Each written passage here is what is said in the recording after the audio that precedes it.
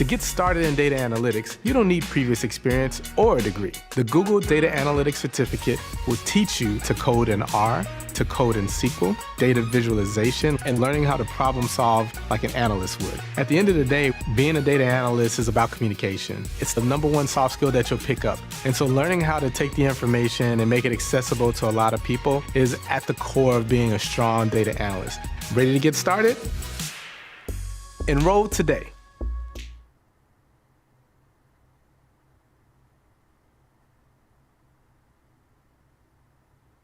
Hey, did you know you might get a big cash payout if you were in a car accident in the last year? Yep, even if you weren't driving. Just click the link around this video to see how much you can get. You answer 4 simple questions and it only takes 30 seconds. If you missed work or got hurt by a driver in the last year, you might be owed money without even knowing it. You could get thousands, maybe even more. Click the link now to find out. Over 25,000 people have gotten $15 billion without going to court, paying big legal fees, or dealing with insurance companies or greedy attorneys. Even if you're a pedestrian, rideshare user, a cyclist, motorcyclist, you can get the justice you deserve. Look at Tina, for example. She had no idea her case was worth anything. But after she came to Case Connect, she got over $140,000 from an accident that happened more than a year ago. No matter what you thought before, you can get what you're owed, maybe even more than you expected. So we can't change the past, but we can help you get a good cash settlement for missed work, hospital bills, and property damage. Here's what happens after you answer the 4 simple questions. In a few minutes, a Case Connect specialist will tell you if your accident qualifies for major compensation. After that, you just tell them about your case and wait for a check. You can get it in as little as 30 days. Your Case Connect specialist will do everything to help you because they don't get paid unless you win. So to see if your accident qualifies for a major cash settlement, click the link below and answer 4 simple questions. Some people feel bad about holding someone accountable and they don't want to cause trouble or look like they're scamming the system. Don't let that be you. You deserve compensation. It's your right. So click the link below, answer a few questions about your case. If you qualify, a Case Connect specialist will contact you with a plan the same day for free. Just imagine having an extra $10,000 or even $100,000 right now.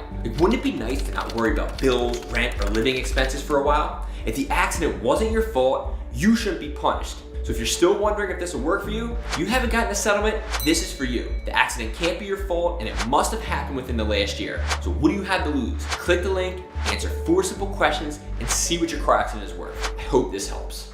Case Connect, Case Connect. Hit the link down below and get paid a check. Case Connect, Case Connect. See how much you can get in 30 seconds or less.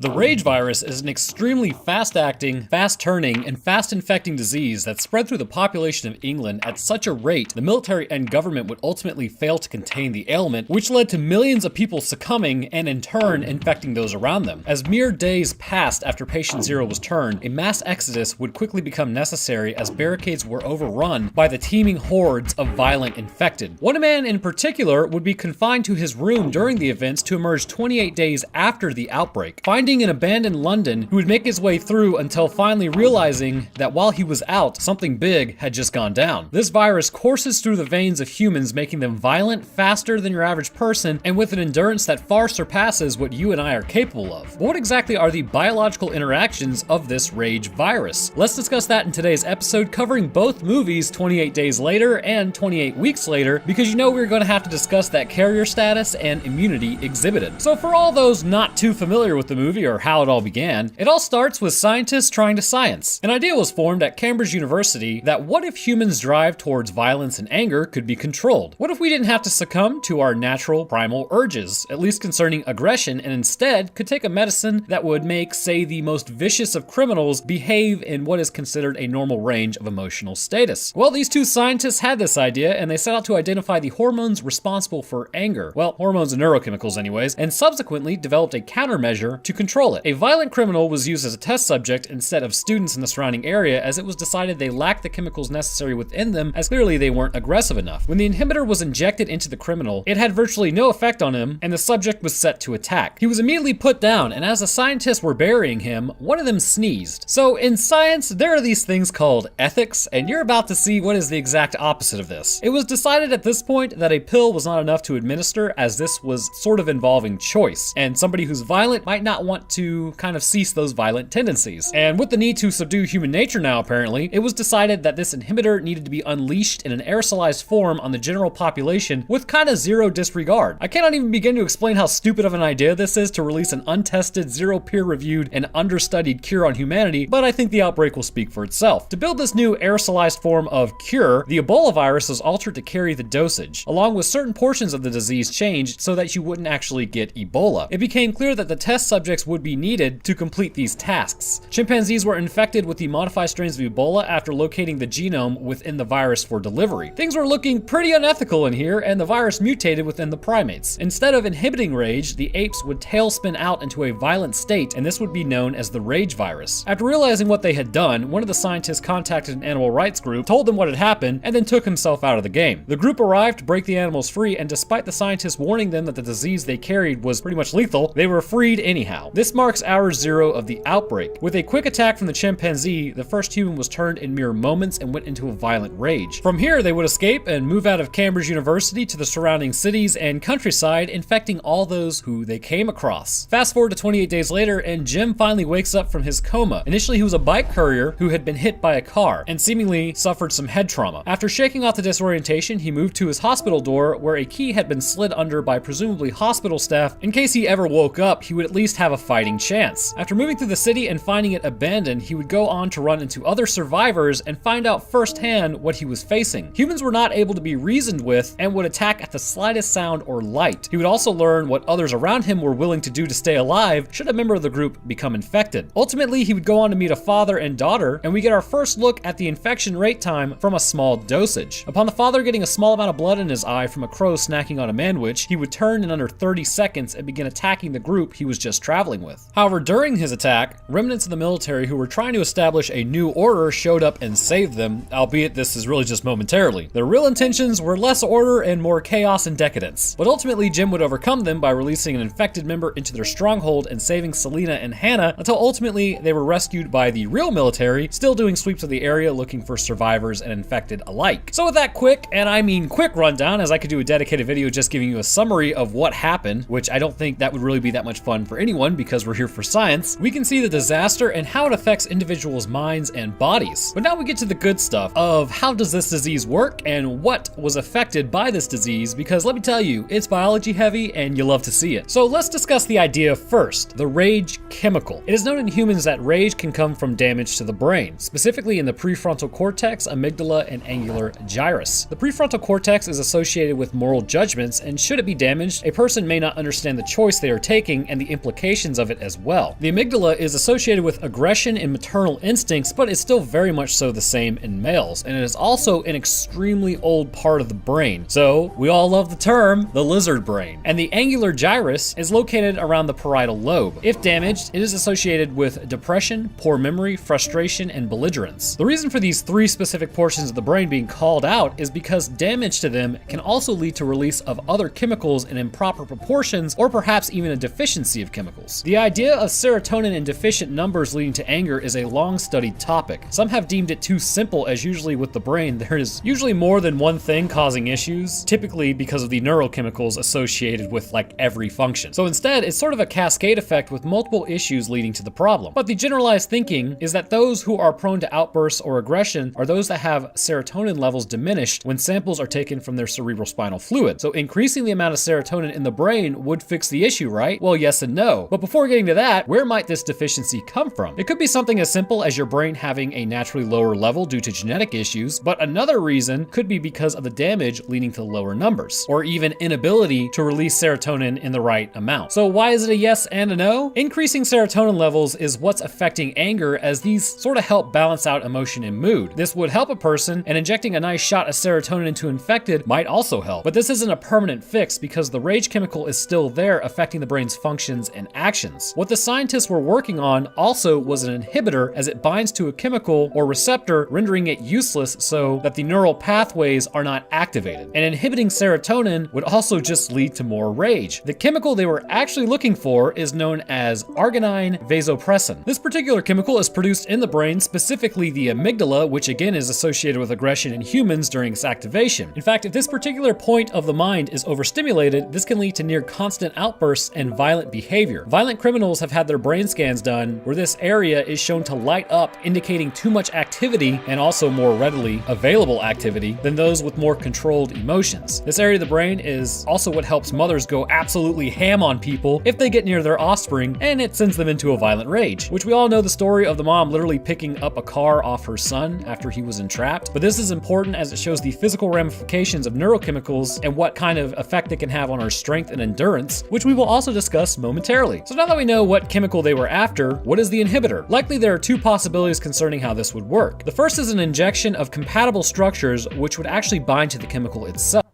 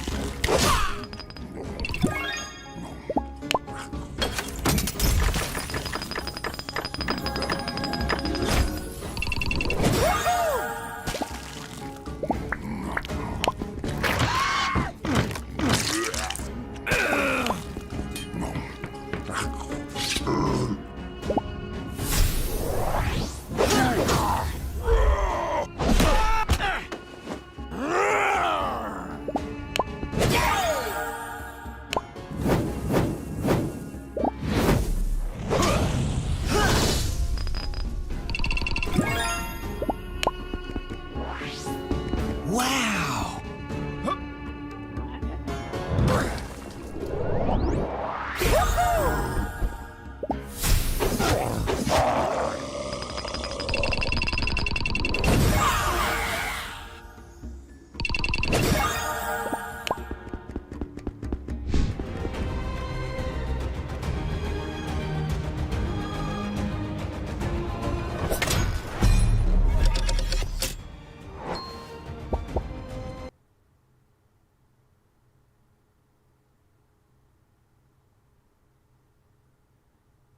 I applied to over 200 tech jobs and got rejected from every single one of them. And then I found out about others that were landing six-figure jobs and working remotely, some of them in their early 20s and even well into their 30s, even 40s. I kept asking myself, when's it going to be my turn to win? Until I discovered a new way to get into this new remote work lifestyle, a way that didn't require me to be an expert or to have a college degree or to even have previous coding experience. And now, because you're here, I'll unpack the 3 steps that I took to land a 160K per year role at Canva without a degree. And more importantly, I will show you how you can apply these 3 steps for yourself, which my former boss, the founder of Canva, even vouched for himself. I'm David Bragg, founder of Front End Simplified. We help people like you land tech jobs guaranteed without needing a degree or previous experience. The tech industry is already one of the biggest ones in the world, yet it's still expanding by 20% year over year. And global companies with the budget to pay high salaries are desperate right now to find talent. Why, you may ask? The reason is simple. With more and more apps being developed and everything going online, these companies need people to build and support their new features and softwares. And the problem?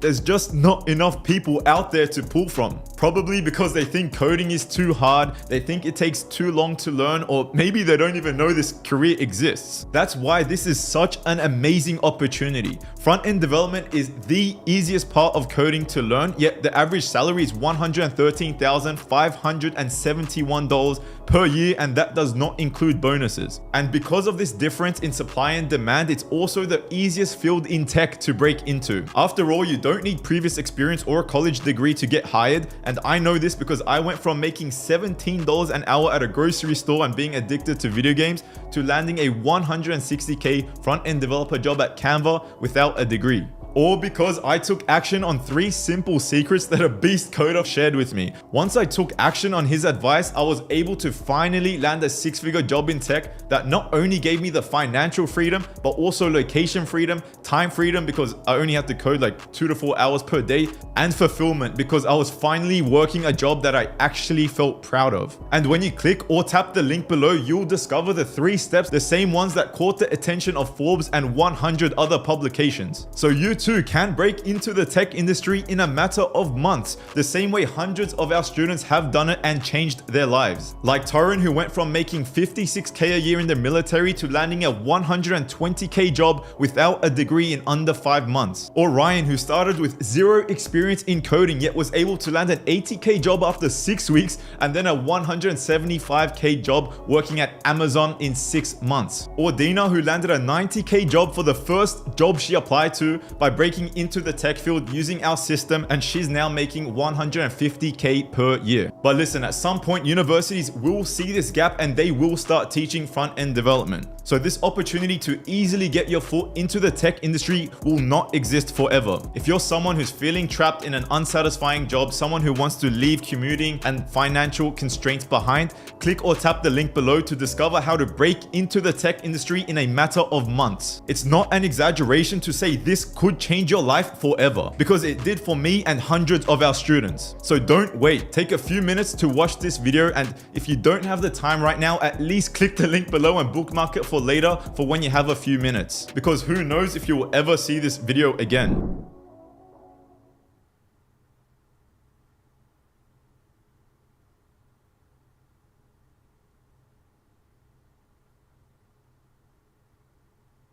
When they did, the release of this chemical into the synaptic gap or elsewhere would stop it from being able to bind with its co-receptor. With the binding not possible, the pathway would be stopped and the signal not sent to the next neuron. This would stop the violent aggression, at least presumably. The second method would be to bind to the co-receptor itself. However, doing so may actually activate this pathway, so this may not have been the desired outcome. It could be possible to find a portion of the receptor blocking the chemical from attaching, however, if multiple receptors were needed. If this is the case, then this would be the most long-term effective, as the inhibitor would not have to keep finding new chemicals to attach to. It was all so perfect, but went completely awry when it was introduced into the primate population. While chimps are fairly similar to humans, they do lack certain cells and chemicals that humans have. For instance, simian immunodeficiency virus, or SIV, or human immunodeficiency virus, or HIV, are different in terms of lethality because chimps lack the cells necessary to progress SIV to acquired immunodeficiency syndrome, or AIDS, whereas humans have those tissues to progress the illness to AIDS, which ends up taking us out. Differences like this means it needs to be studied heavily to assess what is being affected, and do humans possess the ability to transfer those exact results. Ebola was the virus chosen for its virulent properties and ability to infect cells by force, introducing this inhibitor. When introduced to the chimps, however, this genome would alter slightly, changing the inhibitor, creating the opposite effect. This leads me to believe that the receptors on the neurons themselves were the target. It may be that the finely tuned inhibitor changed very slightly, and instead of blocking the receptor, it inadvertently activates it. This inhibitor was likely to be designed to block most of, if not all, the rage pathways in the brain, but with this mutation, it would end up actually activating all these pathways, and you can kind of start to see how this might be an issue. It was first seen with the chimps that their propensity to anger and aggression was well beyond that of what was normal. After the animal group were attacked and bitten, the Ebola virus origins inhibitor would quickly enter their bloodstream and begin infecting them, activating all the rage pathways of the mind, while also still still having some of the effects of Ebola, such as tissue liquefaction. The infection timing of the virus stated in the movies is roughly about 20 to 40 seconds depending on the dosage. And I would have to say that is actually completely ludicrous. Biological processes do not move that quickly, and there is no way incubation time would be that quick. I know I'm being a stick in the mud, but for something like this to happen, hours to days would be the minimum needed. And we will actually discuss that here in a moment, but getting off my soapbox, it appears as though the infection routes are bodily fluids in direct contact with mucous membranes or other person's non-infected bodily fluids. If you get the rage virus, blood on your skin, you are actually okay. But should any get into your mouth or eyes, or saliva actually pierce the skin of a person, they will succumb to the rage virus quite quickly after that and begin attacking their comrades. But what do we see with the infected? Getting a look at them, let's specifically discuss their eyes for a moment. And the reason is this idea comes up in the second movie as well. When a person is infected, the capillaries in their eyes burst and their iris turns red. Literally, they are so angry they are seeing red. But it would appear that during this event, taking into consideration the liquefaction of their organs and bleeding, capillaries of the iris have burst as well, leading to blood accumulating within the eyes, meaning that they may actually eventually go blind. An interesting thing to note as well about the infected is their drive, which is borderline sadistic, to infect non-infected. First, they have the Ebola virus, so fluids are leaking out of them constantly. They will actually use this fluid to drip into people's faces or vomit on them to infect those not experiencing the glory of rage. They will also outright attack anyone who does not appear infected and seek out more to satiate their anger as well. One of the more interesting things that can be seen with the chimp is that it was clapping as the person was being attacked at the beginning, which mirrors Dawn and 28 weeks later, seemingly taking glee in attacking or seeing others attacked. This suggests higher brain functions are still happening, but the prefrontal cortex is majorly subdued. But what about the physiological effects of the mind kicking into overdrive concerning your rage? When you enter a state of fear or anger or fight or flight or anything like that, your body begins dumping chemicals into your bloodstream in response to the chemicals upstairs dictation, mainly adrenaline. Under times of extreme stress, this chemical makes you almost superhuman in a way. You can run faster, hit harder, think quicker, and hopefully overpower any attacker to survive. Usually the body will begin to calm back down after the danger has passed, which can actually still leave residual effects such as shaking and exhaustion after depleting your body in such a short amount of time. The issue with the rage virus is that this adrenaline is actually never shut off. As seen with the infected, they can overpower virtually anyone, even if that person is dumping adrenaline into their system as well. They can also outrun most people too, as the non-infected succumb to exhaustion by natural processes that just do not seem to affect the infected. But there is a massive catch to this. While the average non-infected is slower and weaker, they actually listen to their meat suits, something that the infected are no longer able to do through the noise brought on by the concoction of neurochemicals and hormones being dumped into their bloodstream. The main issue with the infected is their vulnerability to their own needs. Unlike something like a zombie, the infected in 28 days later are truly just infected, meaning that if you were able to cut off the source of their ailment, they would likely return to normal. But seeing as that's not possible as research was in its infancy, they're really just people running around for days at a heightened stress level, not eating, not drinking, always fighting, always running. The issue is though, is that the body can run on adrenaline for a while and stored fat reserves, but this will metabolically deplete the body. We actually see at the end that before too much longer, the body begins to become decrepit and completely devoid of muscle tone or fat. This is the final point of life for those infected. With no incoming nutrition, they fall to their biological needs, limiting the outbreak as long as it is contained. During the outbreak, however, the virulence of this inhibitor is something honestly like an Ebola outbreak. Ebola is exceedingly contagious should you come into contact with bodily fluids, and that's something the infected specialize in. However, I would have to say with the breakdown of internal organs, this creates a whole host of issues. So I'm going to do something I haven't tried before. And now I'm no film critic or anything, but I'm going to critique the absolute living crap out of this movie's infection and discuss what would actually happen. Firstly, the jump from chimps to humans. While possible with HIV, the issue is compatibility. We see that with HIV specifically, this was more than likely a multiple exposure event rather than just a single dose issue. With the rage virus, the mutation specifically happened in chimps, meaning that it was adapted to their bodies and their genetic coding, not ours. To make that leap would require quite a bit of exposure and time, meaning this is not likely to occur like it did, and instead would really just mean you got beat up by a really angry chimp.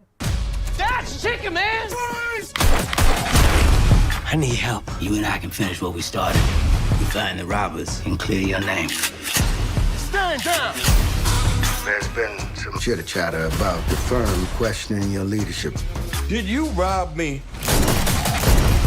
I play chess. I'm the king.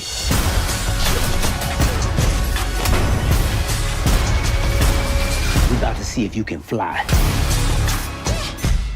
Would you like to have healthier gums and cleaner teeth? Waterpik Cordless Advanced transforms the power of water with precision pulse technology, removing up to 99.9% of plaque bacteria that causes gingivitis, cavities, and bad breath. Take control with Waterpik. Another issue I see is with the inhibitor itself. The mind is a tapestry of interactions, all very necessary to making you.